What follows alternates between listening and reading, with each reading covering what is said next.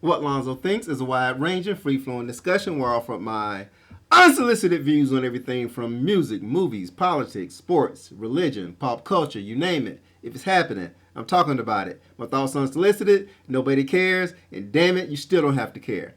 And I am back. It's been a minute, but I'm back and better than ever. And I have a special guest with me, Jake Wade. Son, what's the business?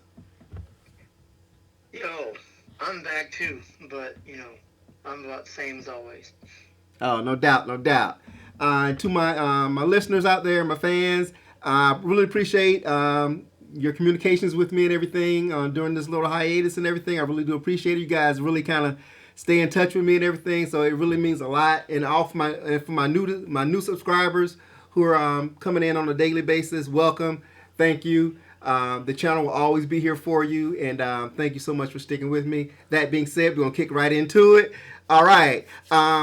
We're going to discuss the number one hits of 2002 and 2003, the Billboard number one hits. And of course, this is our ongoing series where we talk about the number one hits from a particular year, and we discuss whether or not that song deserved to be number one or did not deserve to be number one. So we'll basically just kind of give a brief snapshot opinion of each one of these songs. We'll talk about them a little bit, state our case, and move on to the next one and kind of kick it like that. So, that being said, dude, you ready? Yeah, let's do it. Right, I got energy, man. It's been a while, so I miss doing this, so I'm ready to kick this motherfucker right in the nuts. All right, here we go. All right, the 2002, the first number one single of 2002 was Nickelback, How You Remind Me. Um, Nickelback is, I think, one of those groups that folks, at first loved them, and now all of a sudden they hate them for whatever reason. Um, this song was a pretty decent song. I'm not a huge Nickelback fan, but yeah, they do have some songs that are kind of catchy. And How You Remind Me is pretty catchy. I didn't like it very much when it first came out, but in my later years, I like it a whole lot more than I did when it first came out. So it was number one for 2 weeks, so I'm okay with that. What are your thoughts? I don't actually know any Nickelback songs because they've always sounded bad to me. I think they have one of the worst vocalists I've ever heard. Mm-hmm. Like he doesn't know how to sing. He just kind of Mm-hmm. croaks. I don't know what he does, and it's just a horrible sound. So with this song here, I don't know what it sounds like, but I can imagine it's terrible. So did this deserve to be number one? No. I give this a one because Nickelback is a one. You're wrong because you never heard it. So I don't care. I'm not wrong. It's a one. Nickelback is garbage. I mean, I do think now that the backlash they get is a retroactive backlash because like in the past people used to love them. That's why they're number one here. So I don't really know what that's all about. But they did deserve to get the backlash because they're terrible. So great. So, do you think they would have gotten more love if instead of being called Nickelback, they were called Pennyback? Absolutely not. What about They would have Dimeback? gotten more love if they got a different singer. All right. Okay. What a start we gotten off to here. Okay. Vitriol off the rip. All right. So next up we got Usher with "You Got It Bad." It was number one for 1, 2, 3, 4 for 5 weeks, and this, of course, Usher is an R&B icon and everything. So R&B pop icon, dancer, singer, actor, the whole nine. And I didn't like this song at all. And I'm not big into R&B ballads anyway. I've never really been, especially the 2000 plus ballad type songs. And you don't get the old school R&B ballads like you used to back in the day that make you want to just get butt naked and do nasty things with your significant other. Nowadays, these songs really are just kind of disposable, and this was a disposable slow jam. So, Usher, if out there listening, nah, this didn't work for me. It did not deserve to be number one. Go. Okay. Well, I've said it before. I used to actually really like Usher. Like I was a big fan of him in the I don't '90s. dislike Usher. I just dislike this song, man. Come on. I'm just saying. Like I can't think of an Usher song I did not like in the past. And I know this is 2002, but it seemed to me like he kind of could do no wrong at that point. And I don't like R&B. I liked R&B. I like R&B before the year 2000. But here we are in 2002, and this is some R&B I did like, and I did like the song. I don't really like ballads as it goes, but I was into the song. Never heard it in a while. Um, I don't know if I still like it the way I used to, but I liked it. So, do I think it deserved to be number one? Yeah, I do. I think it was a really nice song. Just it, kind of about, I guess, kind of unrequited love or whatever. Um, just the topic. I guess I related to it. I don't know, but yes, I do think it should be number one. Yeah, about a 7, I think. All right, you're wrong. All right. Next on the list is Ashanti with "Always on Time," featuring Ja Rule. Or no, it's Ja Rule featuring Ashanti. Always on Time. Of course, Ja Rule was he was real big at this time as far as a rapper and everything, and Ashanti was the hot young singer and everything, R&B singer, and obviously with hip hop and R&B kind of blending into these hybrid songs. They're really popular back then. They're still popular now. And this song was aight. It went all that. What was aight? You know what I mean? Ashanti's good looking and everything. So, but Ja Rule, he was always like a broke ass DMX to me. Anyway, so I was never really big on Ja Rule. So he always kind of took away from the splendor of whatever he was involved in. So that being said, I'm gonna say it deserved to be number one because Ashanti had a good voice and looked good. Go. I don't like anything that Ja Rule has ever done. Now Clapback was all right. I like Clapback. I don't even know what that is. Clap back. We gon' clap back. We gon' clap back. Let's go to war, niggas. I still don't know what that is. Okay. Just about the only thing that I can tell you about Ja Rule that was even remotely good was Grand Finale. With all those legends. Isn't DMX on that too? DMX. Okay. Wasn't, I believe it was Method Man LL, wasn't it? I don't know. It was a lot of folks. That was from Belly, right? Wasn't that from the Belly soundtrack? Yeah. Okay. So, Ja Rule, why he was in it, I don't know. But that's the best thing he's ever had a part in my opinion. I don't know this song. I just knew I did not like him, and he was everywhere at this time, and I was like, get out of my face. I had imagined he was like the beginning, maybe not the beginning, but he was one of those rappers who tried to be hard, but also tried to blend R&B and try to be sensitive in his music. So I just thought that was a really discordant thing to do and really stupid. It just it didn't work, and I'd imagine the song didn't work either. So I didn't like Ashanti either. So no, it didn't deserve to be number one. Just the two. Okay, you're wrong, but okay. I'm not wrong. All right, next up is Ja Rule again. This time with Jennifer Lopez. Ain't It Funny, the Murder Remix. And it was number one for 6 weeks. So Ja Rule just putting in work. Okay, he had 2 back-to-back duets, hip-hop R&B duets that went to number one. So he was definitely on a roll. I don't remember much about this song. I'm definitely not a huge fan of Jennifer Lopez as a singer. I've never really grooved on her music. And obviously having Ja Rule on the record with her, gave it some, I guess, edge of some sort of hip-hop credibility to her and everything. And obviously this is back when the time when she was swinging it with, what's his name? Diddy, I think, or Puff Daddy. No, that was she was done with him at this point. Oh, this was after Puff? So this was post Puff. Yeah, I do believe that this was was this the Ben Affleck version of her? Ben Affleck time. Okay. Okay, you know it's fucked up when you kind of set your timeline based on who Jennifer Lopez was fucking. So I mean, it was an important time for them. They were everywhere. So it's like was she fucking Puff? Was she fucking Ben? Was she fucking Mark Anthony? I mean, or one of her dancers? I actually had this conversation recently. Oh, really? With somebody. Okay. And I don't know why, but it was like no, she was with Puff Daddy for all of 2000s. Like no, they broke up like in '99 or something like that. And wow. Then she went to Ben. I think she married a dancer. Oh, she married the dancer after that? I think, yeah. And then got the divorce. Then it was Ben Affleck. Okay, then was I don't Ben know Affleck. how long that lasted.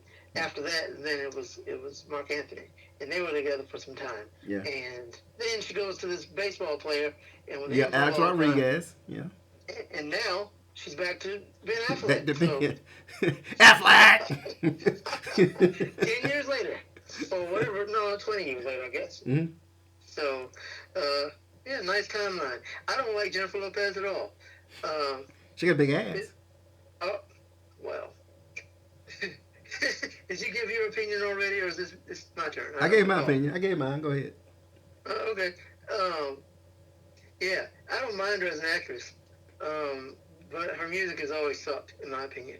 And yeah, I just never really understood how somebody who just cannot sing can be such a big pop star. She can dance. Yeah, she can dance. She got a big ass. I mean, she's Jenny from the block, man. I mean, so. I give her lots of respect, because I remembered her from being a fly girl, back in the day. Exactly, so exactly. I always wanted to. She paid some dues, man. She paid some dues. Yeah. Yeah. So, but it just as it goes, her vocal talents are not great. So. Nobody's ever called Jennifer Lopez a good singer, man. Come on. There's more to it than that. Obviously, the fact that she's, obviously she's good looking and she got the body and all that kind of stuff. And I mean, she's in her 50s now and she still looks like she's in her 30s. So she is definitely aged well. So nothing wrong with her. Yeah. She all right. But why do her records sell? That's the question. Like I said, I mean, just like why is Kim Kardashian famous and rich? I mean, there's more to it than talent. Well, she's famous, but that's different though. People don't buy Kim Kardashian albums. She actually tried to do music and it didn't work.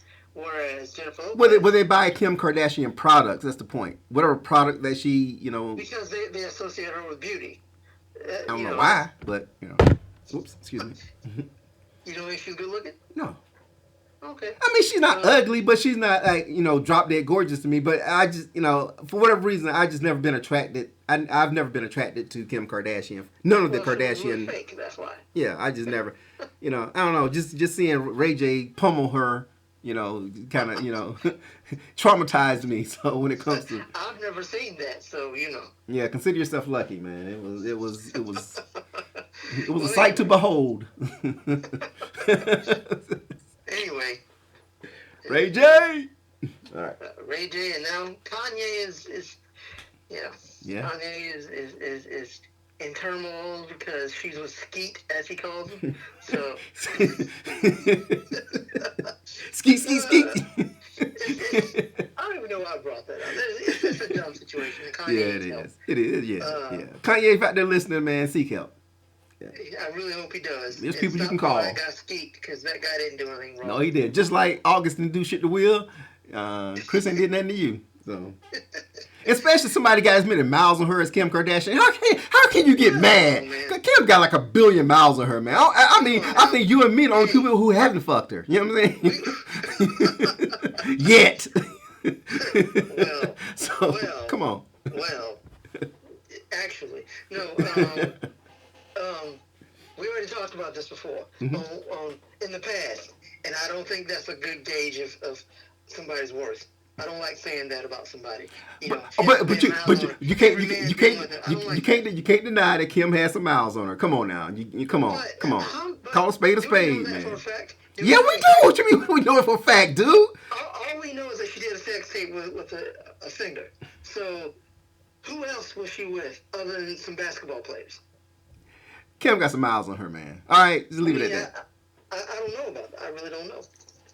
But, Whatever.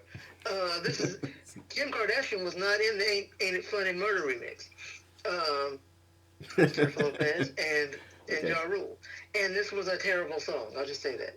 Yeah, I do remember this one. This was terrible, and this was like a duet between them. Ja Rule wasn't really rapping; he was trying to sing. Like, exactly. Why? Don't do it. It's terrible. This is zero. Again. No, it didn't deserve number one. Live without you. Oh God. Let's take it a walk. All right, next up we got Ashanti again. So Ashanti comes back with Foolish. This is a solo, so Ja Rule was not on this one with her. Foolish was number one for like, good Lord, 8, 9, 10 weeks. So it was there for a minute. This was her big, obviously hit and everything, the biggest hit of her career and everything. And it was The video was cool because the whole Goodfellas thing that she did with it and everything. So it was decent. It wasn't. It was 1, 2, 3, 4, 5, 6, 7, 8. It was 10 weeks at number one. No, it did not deserve to be number one for 10 weeks. So there you go. Go. I do remember this song, and I can say that I didn't like it, but just by virtue of her using the Biggie One More Chance remix beat, gave it some listening credence to me. So I didn't really like the song itself, but I can listen to it because I can listen to that beat anytime. For like 100 weeks, no, absolutely not. Did it deserve to be number one maybe for 1 week, but not all this time here. So yeah, like I said, it deserved at least 1 week. This song is like a 5. I don't agree. Like I said, it didn't deserve to be number one, for as long, and I don't say that the song wasn't terrible, wasn't great either. So, whatever. Well, yeah, I just, I gave it a 5. That's what it means. I give it a 4. How about that? Sure. All right. Next up, we got Nelly with "Hot in Here." It was number one for 1, 2, 3, 4, 5, 6, 7 weeks. I think this was Nelly's biggest solo hit, and I wasn't a huge fan of this song because, like I said, hip hop in this day and age, at this date and time or whatever, really wasn't. I wasn't feeling hip hop like I was, previously and everything because it was just so. It just wasn't. It wasn't in a good place in my mind. It just wasn't because you got these rappers really, in my mind, weren't really true to hip hop, and that's kind of I always took away from the splendor of it, man. Because these guys weren't MCs; they were, performers who did rap. You know what I mean? And there's a difference. Yeah, there's a difference. So I was not a huge fan of this song, and no, did not deserve to be number one. So Nelly, if you're out there listening, the only song I really like by Nelly is EI. So that tells you a little bit about me and my affinity for Nelly. So Nelly, if you're out there listening, you didn't make it with this one. Not in my opinion. Go. Yeah.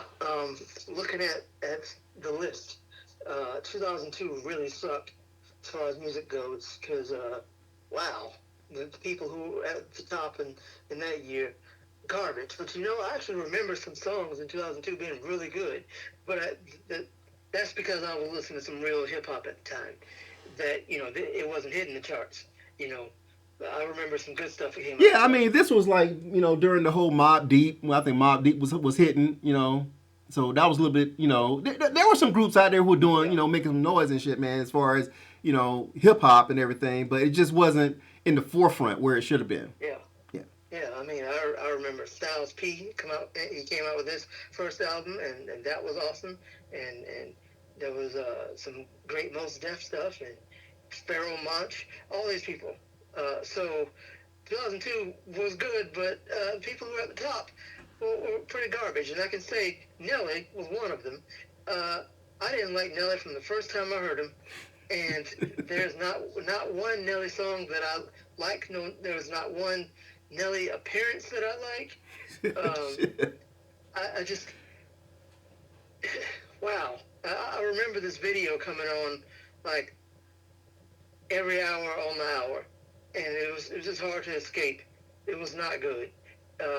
If you like Bustin' Loose, okay, but I don't think I really like that song so much. And for him to sample it and then put his nonsense over it, it didn't work. I Talking don't about know Chuck how Brown and it. the Soul Searchers. Yeah, Chuck, hey, Bustin' Loose was cool. Chuck Brown did it, yeah. I mean, I didn't That really Go like that Go song so man, much. Go Go beat. I mean, Yeah, yeah. I wasn't really into it, but yeah, Chuck Brown's a legend, man. Chuck Brown and the it Soul wasn't made Searchers, for man, me. are a legend.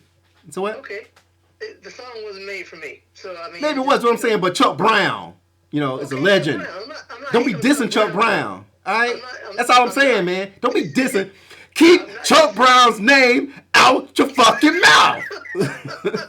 Dude, that's a joke. Wow. Keep Chuck Brown's name out your fucking mouth. I will. Wow. Okay then. Shit. Okay, so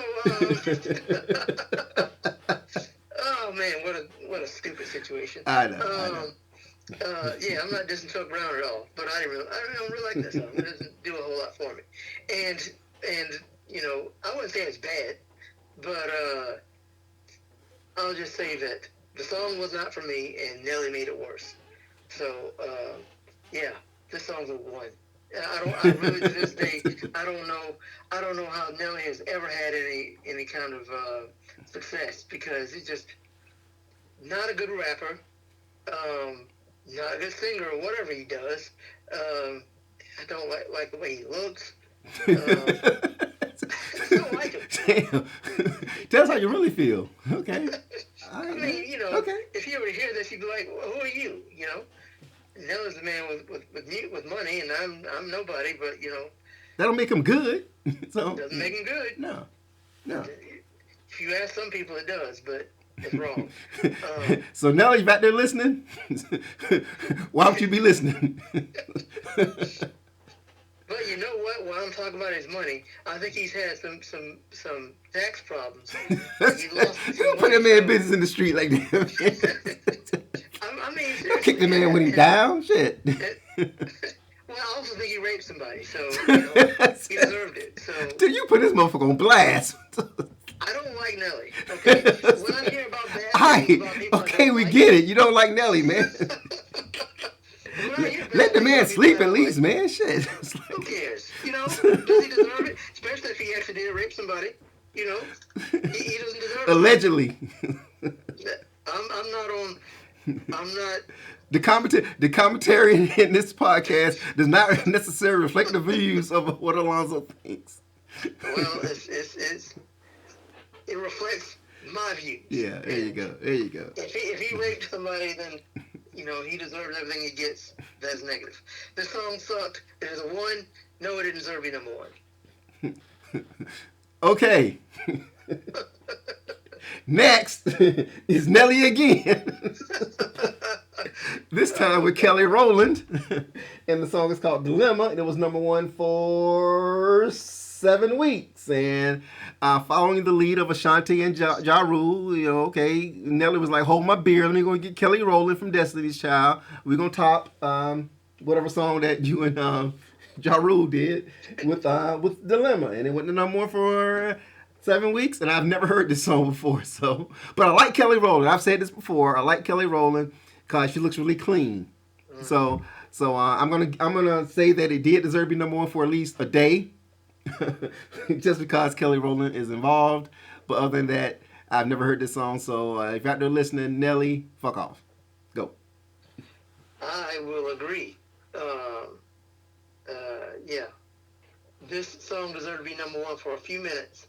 For the amount of, if you watch the video, For 3 minutes and 52 seconds. Yeah, every scene that Kelly Rowland is in the video is how long it deserved to be number one. Have you heard the song before? Yes, I have. Was And it good? terrible. It was terrible? No, Okay. it was absolutely terrible. Right, I've never I do heard it. remember something in this video though that was really weird. This was back in the early days of everybody having cell phones, and Was it a flip phone? Nokia phones. No, well, it may have been a flip phone. I don't recall, Mhm. but it was like a Nokia phone, Mhm. And she was supposed to be texting somebody, but I guess Nelly. But I don't quite remember it. But I remember like you seeing the picture of it, and it was like Microsoft Excel or something. So I don't know what that was all about, but it was really strange. But anyway, all that being said, the song did not deserve to be number one, except for the amount of time that Kelly was in the video. So yeah, there we go. It is a 0.5. All right, I can't disagree with anything that you said. So okay, I will concur. Moving on. Next up is A Moment Like This by not Kelly Rowland, but by Kelly Clarkson. Kelly Clarkson, of course, of American Idol fame. I think she was the first winner of American Idol, and now she's a talk show host and all that kind of stuff. And she's had a string of hits and all that kind of stuff. This song was number one for 2 weeks. I don't remember shit about this song, so I'm not a huge Kelly Clarkson fan, even though I did like Already Gone. So I'm gonna say that the song does not deserve to be number one because I know nothing about it. I think I've heard it before, but I don't remember it, and probably because it wasn't any good. Go. I'll have to agree. I don't know anything about her music. I don't like her. I mean, I'm not a fan of her. I don't really have anything against her. I actually think she's very attractive. But other than that, the fat Kelly Clarkson or the skinny Kelly Clarkson? Either. Okay. I think she's just an attractive person. Okay. And that's really mean to say, the fat Kelly Clarkson. Is it a lie? I mean, when she was fat, she was not pretty. But when she was thin, no. If Kelly Clarkson is listening, I think you're attractive all the time. Anyway. Gee, thank you.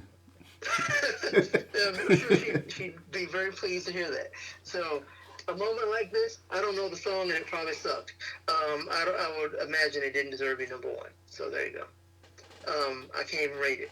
I really can't. But she look good though. Okay. I mean, I don't know if she's like beautiful, but she's attractive. I mean, yeah, she's not a bad looking female. I mean, fat or skinny. I'm just saying. I was trying to quantify. If there was a difference. Just like you got the fat Jared and the skinny Subway eating Jared, and you got the child molester Jared. So. Well, he's always a child molester. Doesn't matter if he's fat or skinny. He's a child molester. He's what they call a chomo. So, okay. Okay. I said that because that was Clay Henry. Clay Henry. What? Nothing, man. Huh? I said Clay Henry. Clay Henry. The Subway commercials. Never mind. It's over your head, man. Don't worry about it. It is over my head. Yeah, Clay Henry came after Jared. Oh. That back when it was like trying to find fat people who got skinny eating Subway, and they had Jared and they had Clay Henry. That's all. Go ahead. Gotcha. Yeah. Well, I never understood how Subway was supposed to help you lose weight because it didn't. I know supposedly Jared lost it because he used to walk the Subway every day and walk home, like long miles, Mm-hmm. But it's not like the thing is healthy because it's not. But anyway, the first time I ever heard the term chomo was when Jared got arrested for child molestation.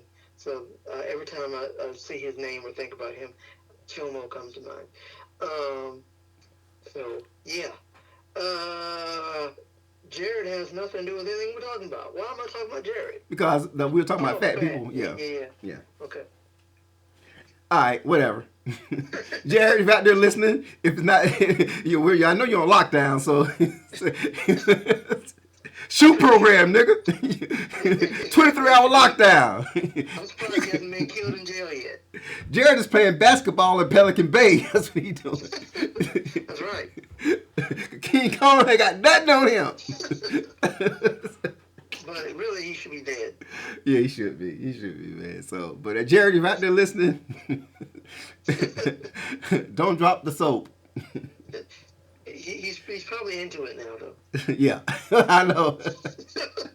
All right, man. And so this is this conversation taking a dark and seedy turn. So let's steer it back on the course. All right. Next up is that song again. Dilemma came back. It was like, okay, wait a minute, we ain't done yet. So Nelly came back for another 3 weeks with Kelly Rowland for with Dilemma. So I've already said what I said about Dilemma, and I meant what I said the first time. So this does not change. So go. Yeah, I said it, and I meant it. So go back to that recap, and then just burn that in your mind because it will never change. Yes. Don't press pause. All right. Next up, the last number one song. There was only a few number songs of number one songs for 2002. The last number one song of 2002 was "Lose Yourself" by Eminem from the 8 Mile soundtrack. This song won the Oscar for Best Original Song. It's probably one of Eminem's many, but one of his most recognizable songs of the many that he's had that's been hits. And nothing wrong with the song at all. Nothing wrong with it at all. Obviously, Eminem is a great rapper and everything, and great lyricist. And this song definitely fit the movie and everything. So I have no problem with it being the huge hit that it was. So go. Yeah. I was when this came out, I was really into it because I was like, man, that's a gritty beat. Mom Spaghetti. I don't know any of the words to it, strangely enough. But I was into it. Mom Spaghetti. So. Everybody knows Mom Spaghetti, Yeah. but I haven't heard it in a while, and I always think, when did he say that? But I'm sure I know he said it, so I just have to listen to it. I thought the video and the song were really good, but I got tired of it. As you can see, it stayed number one for 8 weeks, and did it deserve that? I wouldn't say so. But that was enough to definitely get you tired of it, and I was tired of it. And now I don't listen to it because I've heard it so many times. It is Blank, now blank, blank, blank, blank, blank, blank, blank, blank, blank. I mean, I like it, like I said, I thought the beat was extremely gritty to be a mainstream number one hit. Mm-hmm. Like, this is real hip hop right here. It's actually number one. It's amazing. Yeah, and the message was, it was a strong message and everything. Hey, you gotta give it one. You got one shot. You better not miss your chance to blow. Opportunity comes once in a lifetime. So he's right. Mm-hmm. Yeah, so I don't hate him for that. It's an inspirational song as well.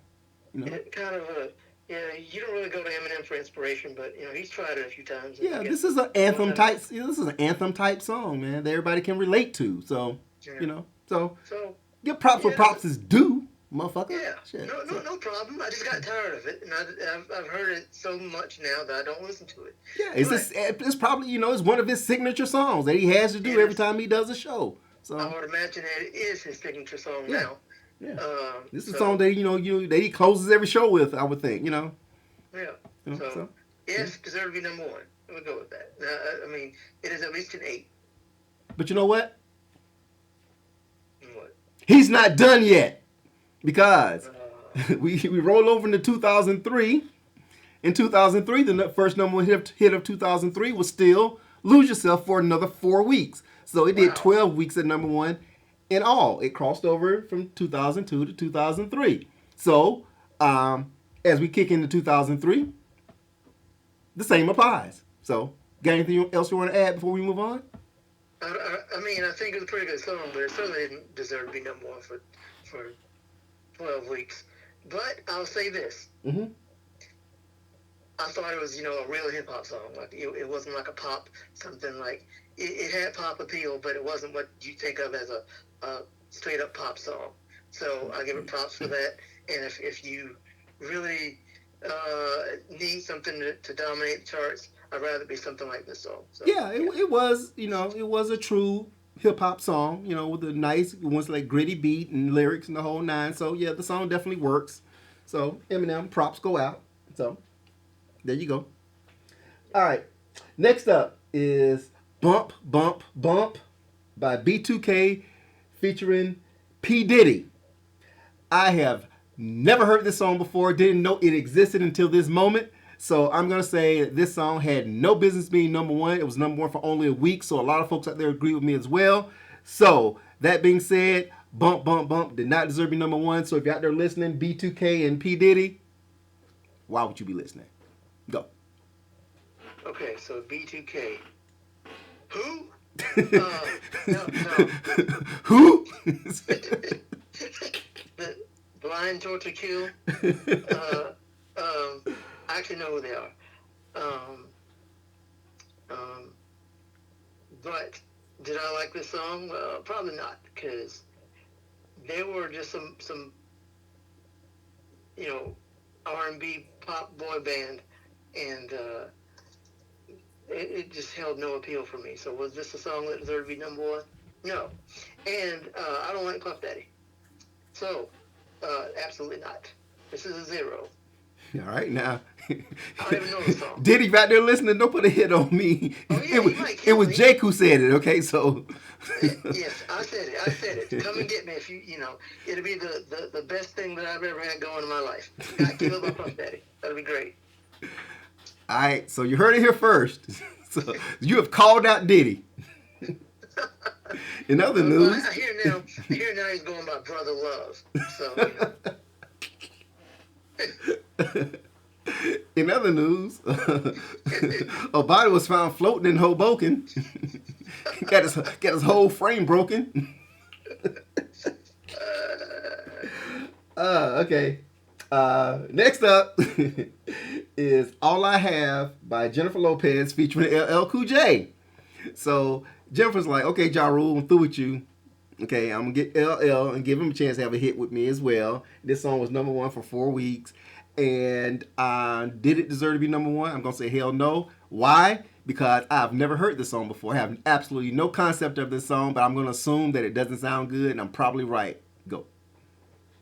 I will have to concur, because I don't recall this song at all. But if it was Jennifer Lopez with LL, it was probably bad. Because you know what kind of song it is. This is just it's trash. So it didn't deserve to be number one at all. But you know what? Damn all that.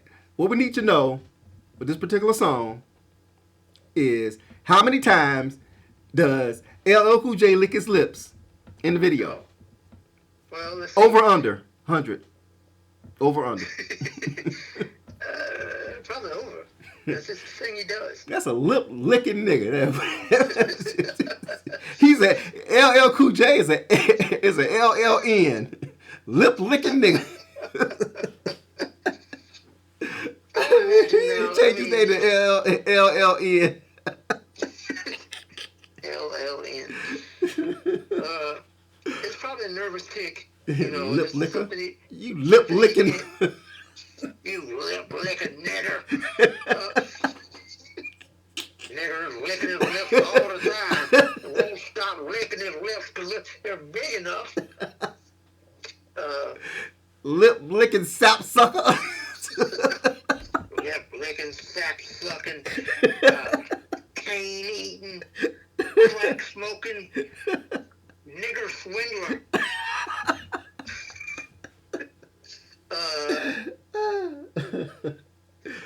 What?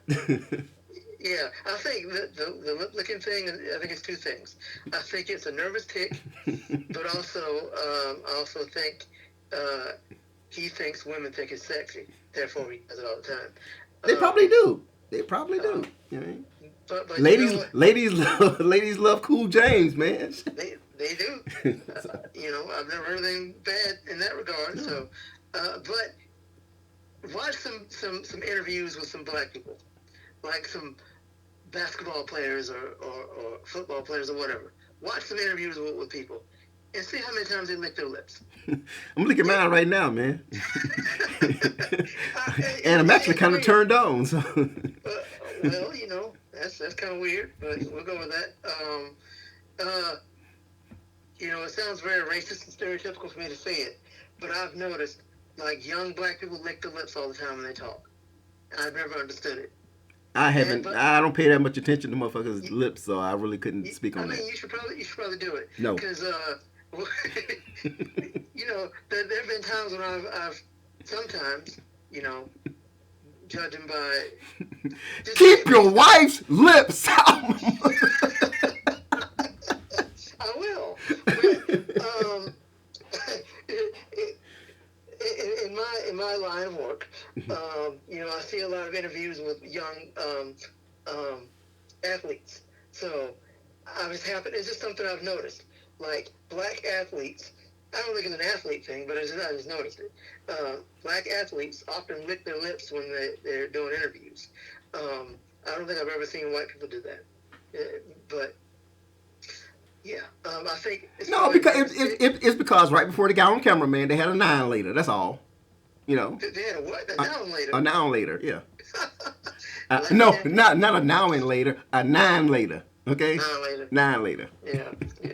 I actually never knew until I actually saw what a noun later was. Mm-hmm. I didn't know what it was actually called.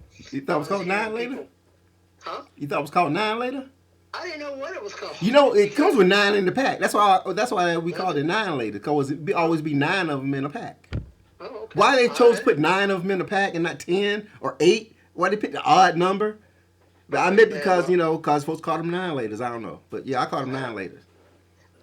Great 9 laters, a delicacy. Just when I was a child, the kids would be talking about 9 laters. I didn't know what they were. Yeah.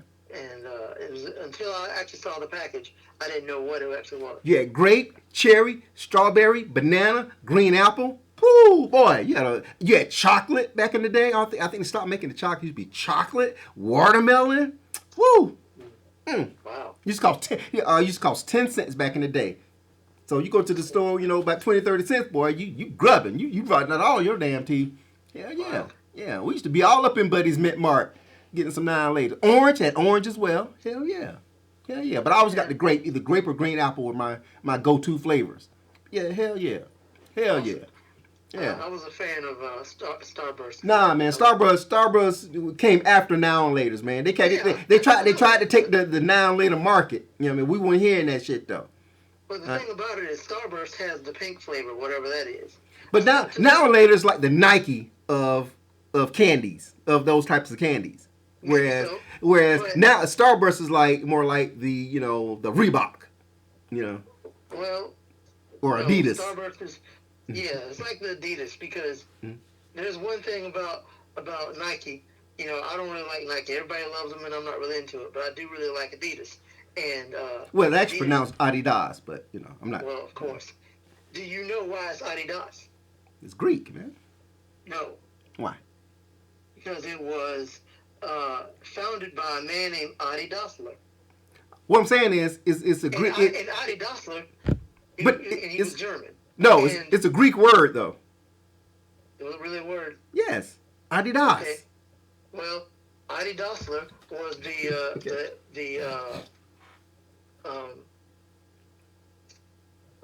his name was Adolf. Adi Dassler. So, listeners, if you're out there listening right now, and if you care about anything we're talking about, please comment below. He was the founder of Adidas, and he also is the brother of Rudolf Dassler, who founded Puma. Both of which, I really like Puma, and I really like Adidas. So, Puma's cool, especially for the hip hop community. Yeah. Yeah. So those two brothers, they actually contributed a lot to us. So because I like them better, I always say Starburst, if they're the Adidas of candies, remember they had the juice. There's no juice in noun laters. So yeah. Yeah, but noun later had that artificial flavoring that just had just an explosion of flavor in your mouth, and it turned your tongue purple or green or whatever flavor you were eating. So that's why you would be licking your lips, man, because of the flavor and everything, man. So I'm just saying that's why motherfuckers be licking their lips now. Too. Huh? Probably gave you cancer. Probably. But I'm just saying, and I heard that if you ate a 9 later while drinking Coke, it would kill you. So probably, much like drinking a Coke and eating a Mentos. Yeah, that too. I heard that. You ever seen that? Yeah, I heard that. Yeah. So I'm bold. Well, this is what I'm gonna do tomorrow. I'm gonna eat a noun later, a Mento, drink a Coke, and eat some Pop Rocks all at the same time and see what happens. I don't want you to die. You shouldn't do that. In other news, podcaster along was found slumped over. He exploded all over the glass with juice and soda all over the desk. He had a flavor attack. And then every brand, Mentos and Now and Later and Pop Rocks and Coke, they would start using the tagline, "The Flavor Attack." Lawsuits pending. A wrongful death suits pending. That'll be the fine print under the at the very bottom there. With a picture of you. Of my corpse. What in the world are we talking about? We talk about music, man. We have digressed. Yeah, LL licking his lips. Yeah. So yeah, I think it's a nervous tick, but it might be the Now and Later thing. Did it deserve to be number one? That's the question. No, it didn't. Watch some interviews with some sports people. You probably noticed it. Now that's it. All right, man. What I'm a racist. All right, moving right along. All right, next up, the next number one hit was 50 Cent with "In the Club." It was number one for 9 weeks at number one. Of course, 50 Cent is a world-renowned hip hop artist, and also he's a mogul and all that kind of stuff as well, TV and movies and all that kind of stuff. And this was his first number one hit. And this thing was a banger, and it was all over the place, and it has an indelible beat. I was never a huge fan of this song, though. The beat was straight and everything, but, I mean, it was just all right to me. I don't think it deserved to be number one for 9 weeks. It did deserve to be number one, but I'd say maybe 2-3 weeks tops, so go. Huh. So, here's the thing. When 50 Cent first came out back in the 90s, 50. I didn't like him. 50. 50. 50. 50. And well, if you let him say it, it's 50. 50. That's what he says. He says 50. Okay. But whatever, 50 Cent. 2 quarters. 2 quarters. When he first came out in the 90s, I didn't like him because he did that "How to Rob a Rap Nigga," or whatever it was called. Yeah, How to Rob, yeah. Yeah, and he was dissing Wu-Tang, and I was like, no, sorry, you gotta get out of here. Now, How to Rob was kind of neat, man. It was kind of neat. I wasn't into Yeah, it. he told Missy Elliott put the hot dog down. Yeah. See, he came out trying to be inflammatory, and that doesn't work for me. Yeah. But then when he came out with his first album, even Wankster. Get Rich or Die Trying. Yeah. I was actually really into it. Mm-hmm. And his first album was not bad. I mean, it was not. Yeah. It was not bad. Nobody likes me, but I don't like y'all anyway. Yeah. Okay. In the Club was a major hit, and I think for good reason. Because, you say the beat was straight. I say the beat was banging. It was an amazing beat by Dr. Dre. Yes. And, I'm not dissing the beat at all. I was really, really into it. And to this day, I really think it was his best track. Yeah. Did it deserve to be number one? Yes. For however many weeks this is, 8 weeks, 9 weeks, something like that. Compared to everything else, yes. Wow. But I will still give it an 8. I'll give it like a 10 for the beat. The song itself is an 8. Like I said, the album, I was into the album. And then he started to make me hate him for very ridiculous reasons, I guess, because he was a ridiculous person. All he wanted to do is have beef with people, and I didn't like that. So, yeah. Plus, I don't like the fact that he can't talk. So, he made a lot of money with vitamin water, though. So. He did, but you know what? Mm-hmm. When vitamin water came out, I used to drink it. Mm-hmm. Then I found out that he bought a lot of stock in it, and I was like, never again will I drink vitamin water.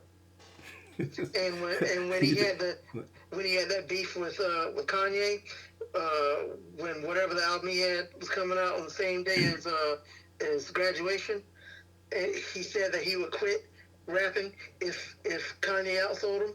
I went out and bought Kanye's album on the first day. Such a hater, Unless he stop man. rapping. Curtis Jackson ain't did nothing to you. Leave him alone. Well, he's Keep a Curtis hater. Jackson's name out Curtis your Jackson. fucking mouth. I will not, because Curtis Jackson he's actually not a good person. If you follow him at all, which I don't follow him, but I see him like on the internet, he's made a lot of headlines for being mean to people in the wrong times. People dying of COVID, people dying in general, just people having diseases. He's just not a good person. What's he doing? Going around find out? Okay, what you got? Syphilis? Okay, motherfucker, fuck you. Basically. Your syphilis having ass. He's just not Hope a your nice dick person. fall off. Wow. All right, man. Well, that is what happens with syphilis. So. All right. So, all right. Are you done? I'm done. All right. Next up is "Get Busy" by Sean Paul. Who? Really? Sean Paul. "Get Busy" was 3 weeks, and I have no idea who Sean Paul is, and I have no idea what the song sounds like. So hell no, it does not deserve me number one. Go. You really don't know who Sean Paul is? I have no idea who Sean Paul is. Oh. None. Well, that's a shame. Well, maybe you're going to check him out. Sean Paul is like a hip-hop, reggae type singer, dance hall dude. Was he any good? Yeah, Okay. yeah. Especially his I think it was his second album. Maybe it was his third album. The Trinity, that album was banging. I like that. I don't agree. Well, because you don't know who he is. So that's why you don't agree. This song was all right. I didn't think this was like the best introduction to him. I'm pretty sure you like it. Do you remember DMX, the song he had on Belly, Top Shotter? Yeah. That was Sean Paul? Sean Paul was in it. It was another guy too. I don't remember who it was. Mr. Vegas or something like that. But Is that the one with the song where what's her name? Pelpa killed the original Dun Dollar? I don't. I haven't seen Belly in so many years. I don't remember. Okay. But the song was definitely in the movie. So, and I love that song. So you peripherally know who Sean Paul is. You just, if you heard him, you know who he was. Anyway, this song I thought was pretty good. Did it deserve to be number one for 3 weeks? Probably not. Maybe one. But I don't hate it. This song's at least a 7. Yeah, I'm okay with it. I like Sean Paul. Okay. I'm sorry if out there listening, I'm eating a gummy, a lifesaver gummy. So I apologize. I know it's very unprofessional to be eating while I'm doing my podcast, but talking about these now ladies gave me a craving for something sweet. So I do have some. This podcast is sponsored by Lifesavers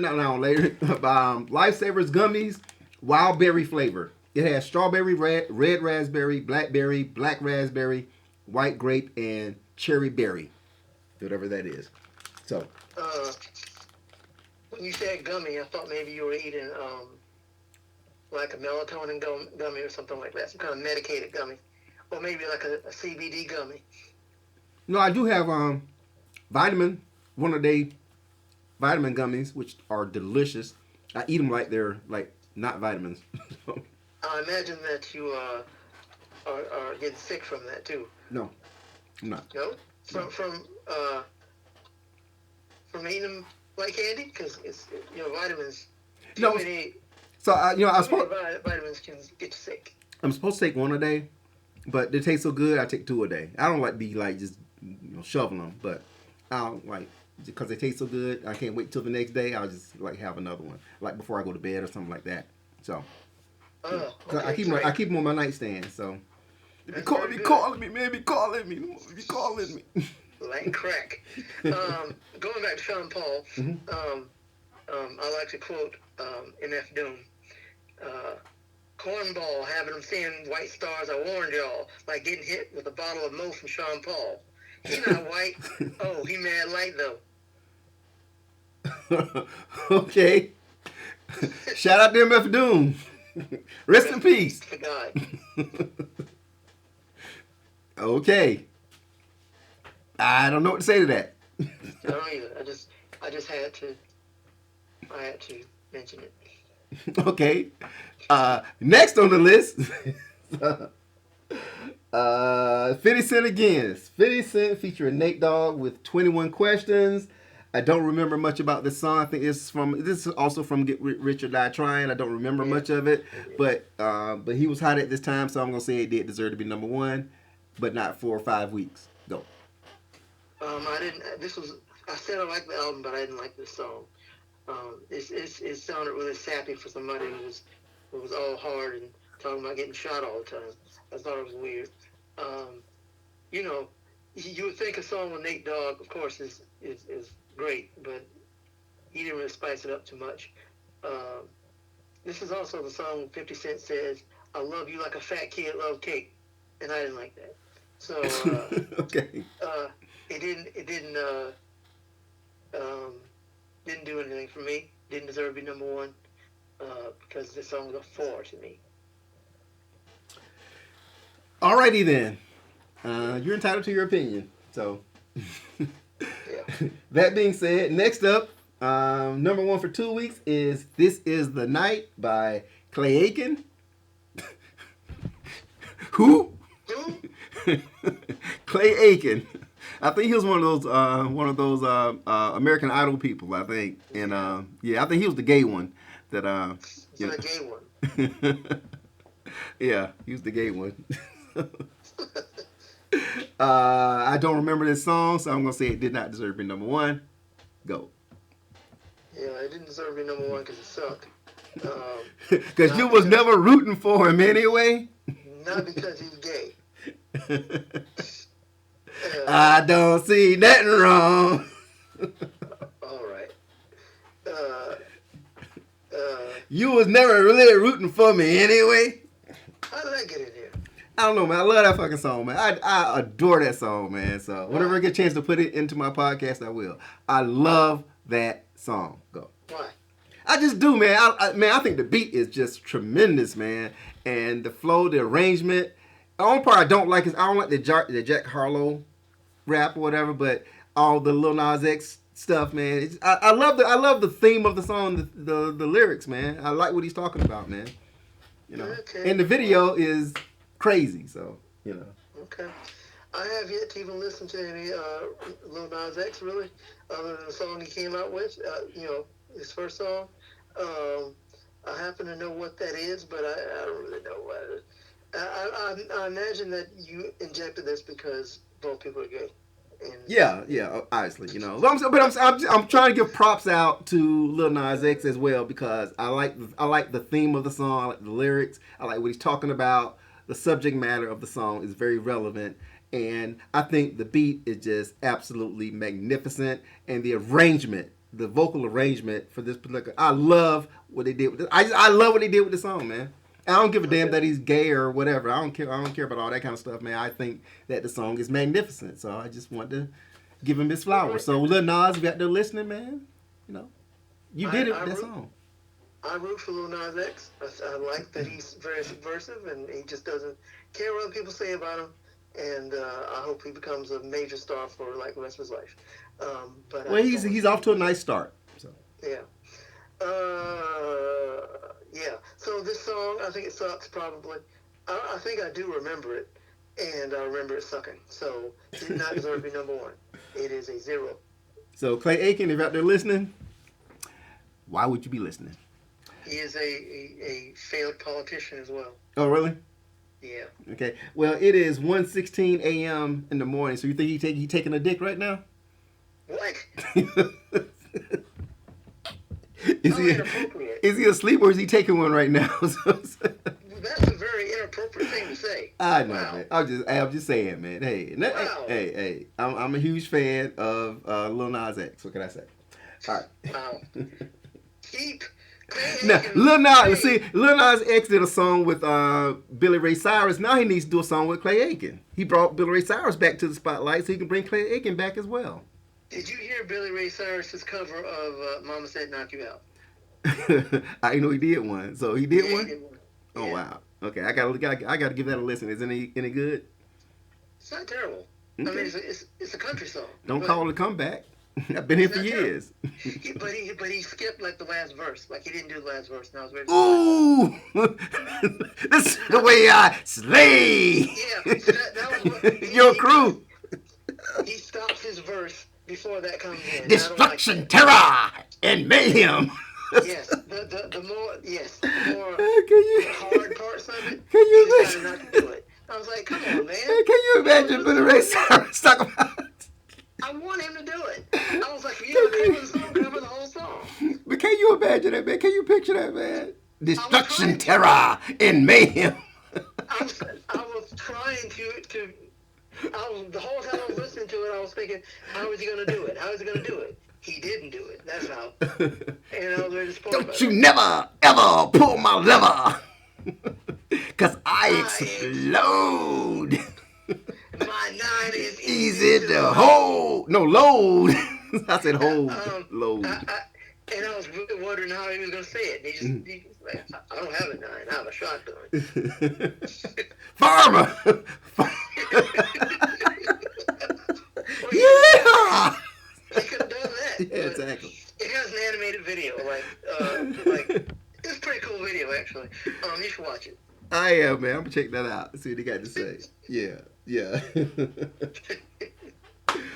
Okay, what were we talking about? Oh, okay. Fuck him. All right. Next is "Crazy in Love" with Beyonce and Jay-Z.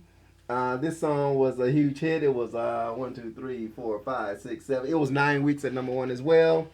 It was all right. It wasn't all that, and I give it. I give it a couple of weeks, but not 9 weeks. Go. Yeah. It's your boy. As you know, I don't like Jay-Z. I know. And I've never been a fan of Beyonce, solo or otherwise. But when this came out, I didn't mind it. And if you've ever heard the song loud, like in a public setting, for some reason it sounds fantastic. This is just one of those good crowd songs, you know. I don't. It's hard to explain if you don't know what I'm talking about, but it sounds really good live, like on some loudspeakers. I mean, yeah, it has an infectious beat. I'll say that much. Yeah, and she has a few songs like that. Put a Ring on It is one of them as well. It just sounds fantastic, just like loud. I didn't hate this song though. Even though I don't like Beyonce and I don't like Jay-Z, I didn't hate the song. To this day, I don't hate it. The song's about a 7, maybe.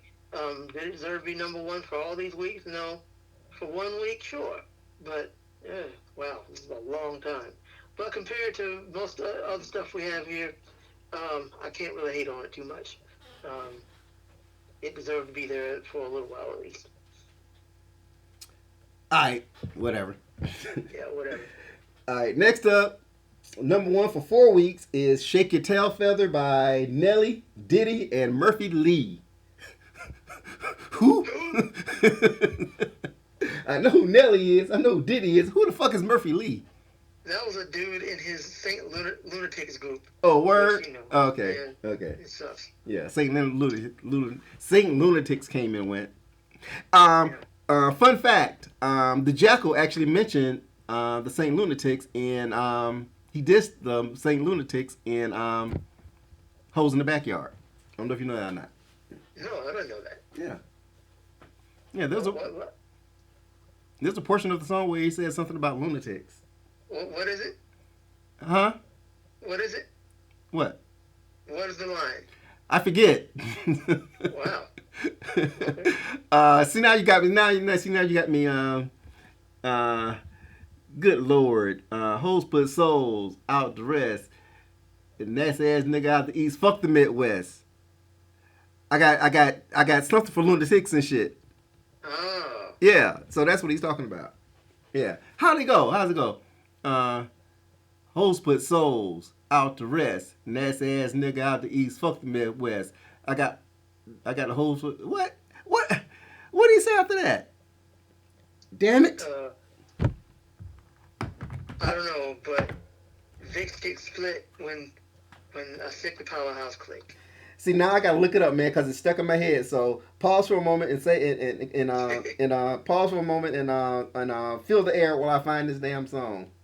Yeah, so we can talk about Shake Your Tail Feather. Uh, I remember this was a song that goes, um, drop down and get your eagle on, girl. And that is crap. And it was really bad and really racist because it had people in the video uh, wearing like feathers and doing like war chants and All right, like all right, enough of that. touching Here's like I found the song. So, engines. all right, whatever. Wow. Now it won't play. Let me see here. I'm trying to find.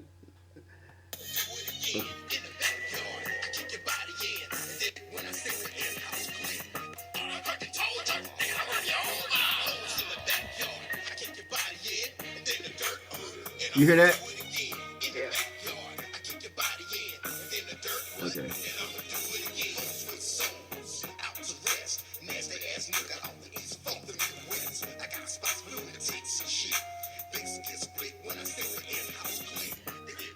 I got spots for lunatics and shit.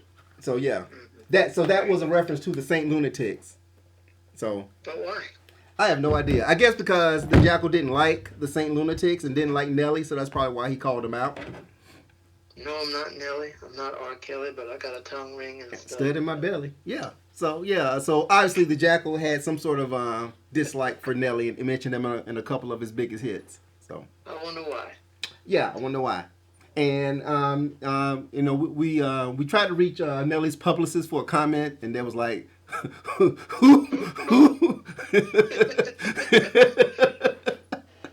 The Jackal. you know what Nelly's publicist response was, that he did get back with us, and he said that Nelly told the Jackal to keep his name out his fucking mouth. And the Jackal said, I will. I'm going to. I'm going to. But like I said, calm down, Saint Lunatic. But Shake Your Tail Feather, I didn't like this song, so no, it did not deserve me number one. Did you say anything about this already? Yeah, that's actually what I was talking about. Okay. It was very racist to Native Americans, and I'm pretty sure there was a verse where they say engines. So racist. Yes. This song was terrible. It didn't Oh. deserve me number one. And the Jackal is a big proponent. He's a huge fan of the Native American community, so he was actually defending their honor in Holes in the Backyard as well, because that's why he said he got spots for lunatics and shit. So Okay, good. That'll be good for the defense there. yeah. So you had no idea that the Jackal was talking about the Saint Lunatics with that line? Nope, because anybody can be a lunatic. He said, "Fuck the Midwest. They're from the Midwest. I got Well, spots for you know. lunatics and shit." Never crossed my mind. You learn something new every day. Okay, there you go. Right on. So that's a deep lyric there. So you got to really, you got to know your shit to catch that. So, anyways, next up on the list is Baby Boy with Beyonce featuring that dude Sean Paul that I never heard of. It was number one for 9 weeks, and I've never heard this song before. I can't speak on it, so I'm gonna say that the song sucked because I don't know who Sean Paul is. Go. Wow. Well, I know who both these people are, and I thought this was a very weak way to follow up with Crazy in Love. So this was, in my opinion, not a good song. It used to play all the time, and people loved it, but I didn't. I give it a 3. Didn't deserve to be number one. I disagree. I think it should have been a 1 or a 0 because it didn't deserve to be number 1. So, all right. Next up is Ludacris featuring Shauna. Who? Why are these big stars doing songs with the unknown motherfuckers like Murphy Lee and Shauna? Who the fuck is Shauna? Well, I think Shauna was I don't recall where she came from, but she was an up and coming rapper at the time. Well, whatever happened, it didn't happen for her. The name of the song is "Stand Up," and it was #1 for a week. I remember the song "Stand Up," but I don't remember Shauna's part in it. And I'm gonna say that the song did not deserve to be #1 because I have no concept of who Shauna is. Go. That was part of. She did part of the chorus. Um, um, I think she was just like signed by Ludacris, like to a record label. I don't. I guess she didn't like become a big star, but I mean, I remember. You think? You She reckon? didn't become a big star. But anyway, this song "Stand Up" I actually thought was pretty cool. Um, Ludacris was cool back then, so uh, it was only #1 for 1 week, and that's about all it deserved, I guess. But I liked it, and I would say that it was about 7. Uh, yeah, good for you, Ludacris. I mean, as a Ludacris song, it was alright, but like I said, the fact that you got some unknown artists that I've never heard of in it, that takes away from the splendor Well, of she the didn't like song. rap in it. She like did. I don't care what she did. Whatever she did, she didn't deserve to be there. So hell with So her. if that was Beyonce, I'd be like, oh yeah, this is a great song.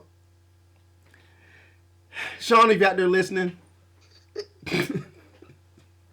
All right, next on the list and the last #1 song of 2003 is Outkast with "Hey Ya," and of course, Outkast are hip hop legends, and I'm a huge fan of their stuff, so I really can't say anything bad about Outkast. I just Big Boy and 3 Stacks are just are legends. So "Hey Ya" was it was a pretty original song, and by a hip hop group. So yeah, it was a huge hit, and I have no qualms with this song being #1. Go. Yeah. I love this song. I've always loved this song. I love Outkast, of course. Um, You can't be from Georgia and not like Outkast, or be from the South and not like Outkast. That's like, you know, you know.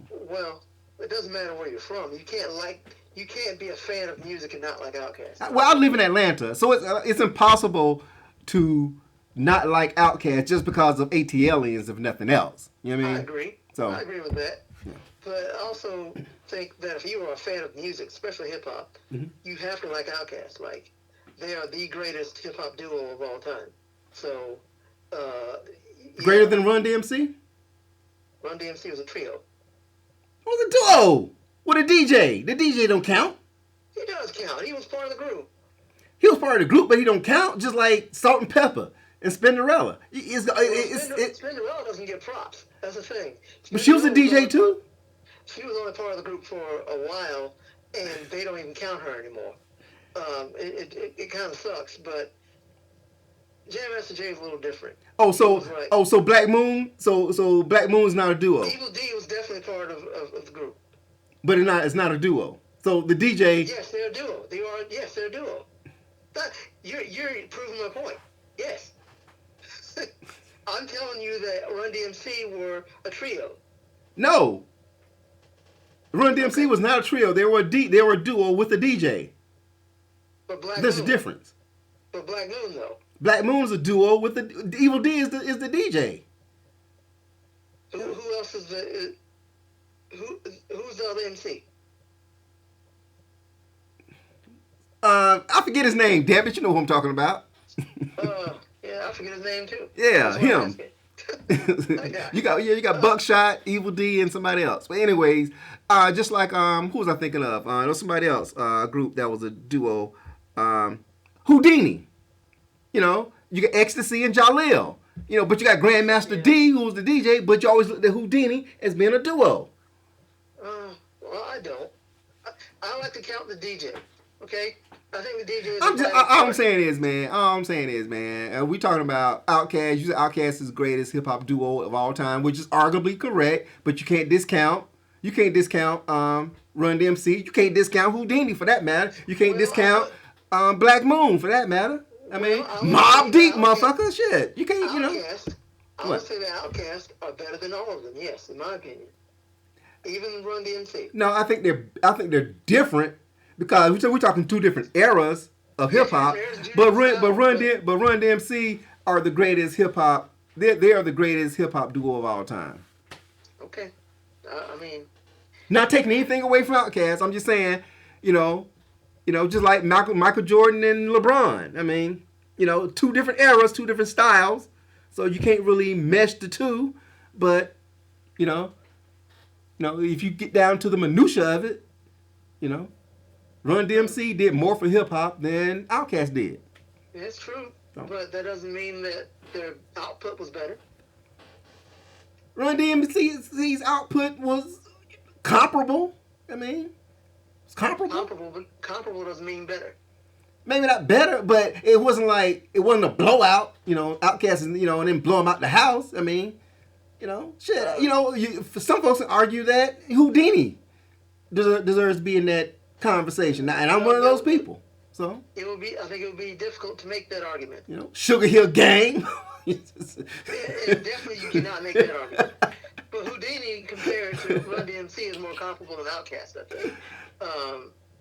It's just EPMD, motherfucker. Okay, EPMD. Yeah. Okay, you got. But you got DJ Scratch.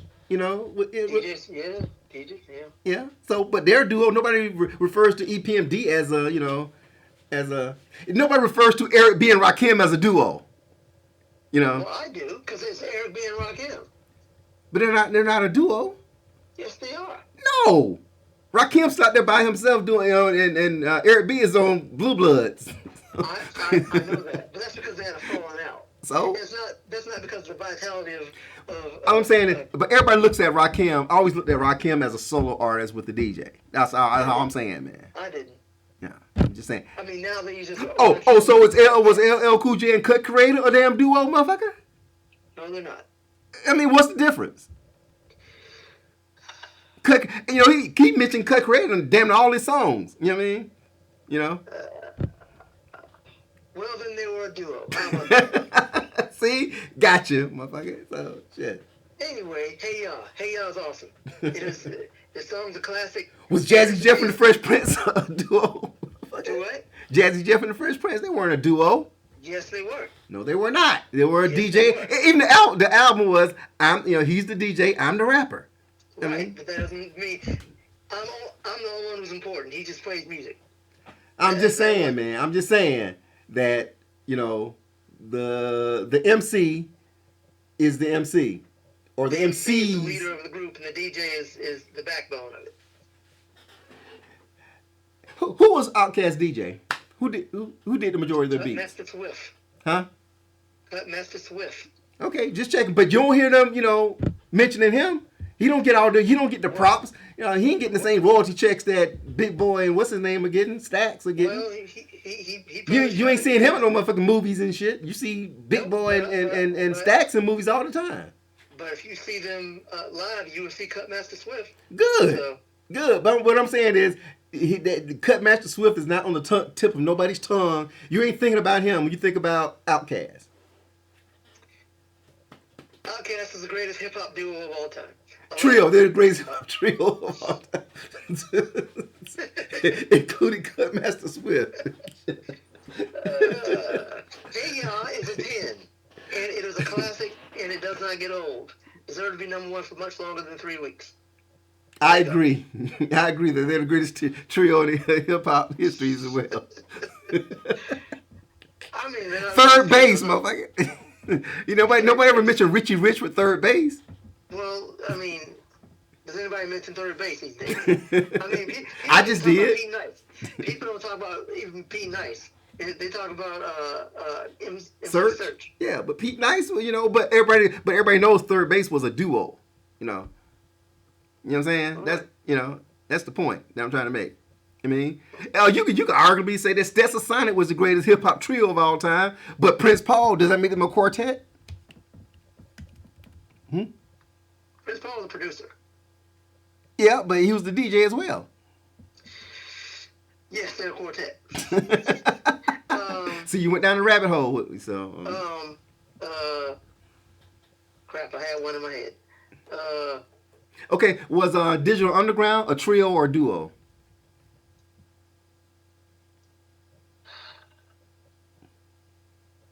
See? Because is Humpty Hump and Shock G, do they count as two people? No, they don't. Why not? Because it's the same person. They're two separate songs with two separate names. I mean, two separate. You know, you got Humpty Hump, you got Shock G on the same song together. You know what I mean? So they are two individuals, and you got Money B. You know what I'm saying? They're not two individuals. It's one person. But I'm saying, you know, but based on the dynamic of the group, Humpty Hump was a separate person. The alter ego. Then you make Humpty Hump a real person. You can't do that. He's not a real person. Okay, so I mean, like for example, I mean, Shock G died, but do we know it Humpty Hump? Yeah. Well, I've never heard Humpty Hump doing it. Humpty Hump didn't make a statement about Shock G's death. So, you know, he is shocked and saddened. his thoughts and prayers go out to Shock G.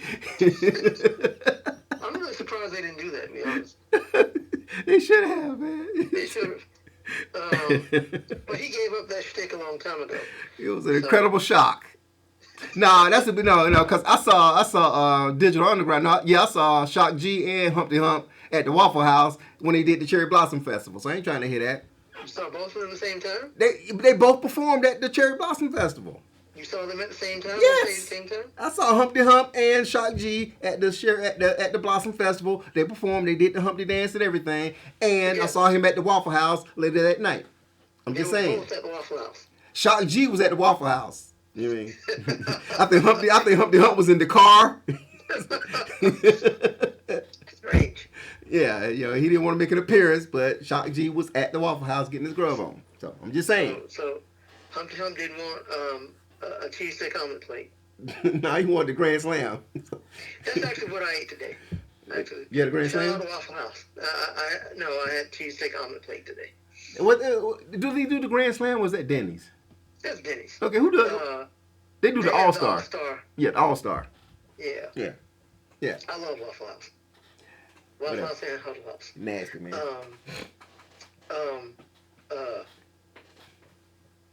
Gangstar. A duo. No, Gangstar is a solo act. You know what I mean? With a DJ. Really? You got DJ Premier. You got Guru. So how come when Guru went solo, he became Guru? How come he wasn't just Gangstar?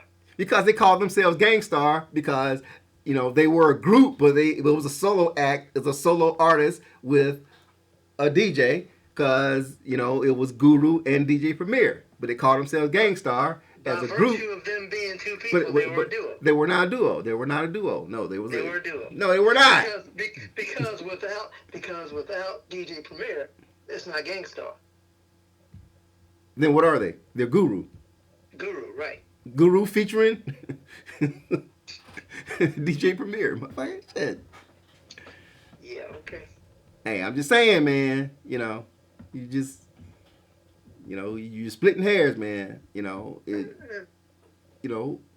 I agree that Outkast is the greatest trio of all time. I agree with you. You don't count Jam Master Jay as being part of Run DMC. He was part of Run DMC, but they were a duo with a featured DJ. There's a difference. There is a difference. That makes no sense. Oh, that's like saying Hall & Oates wasn't a duo because they had a group, their band with them.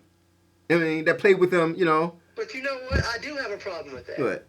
I do have a problem with people. So G. Smith was a part of G.E. Smith was a part of Hall & Oates. This is what I'm saying. What? I do have a problem with people using, especially solo acts, when they say this is my album, but they had a band basically played on it. All the supporting players, as they want to call them. Mm-hmm. Like you had a whole band on that thing. How do you say that this was your album? You didn't make it. Well, it depends. It depends. Hall & Oates could have recorded all the music and then brought the band in for the live performances. That's what Prince did. Prince would play all the instruments himself, record the album. But obviously, when you go on tour, you can't play all the instruments yourself if you're playing live. So he had the band. Did Hall & Oates do that?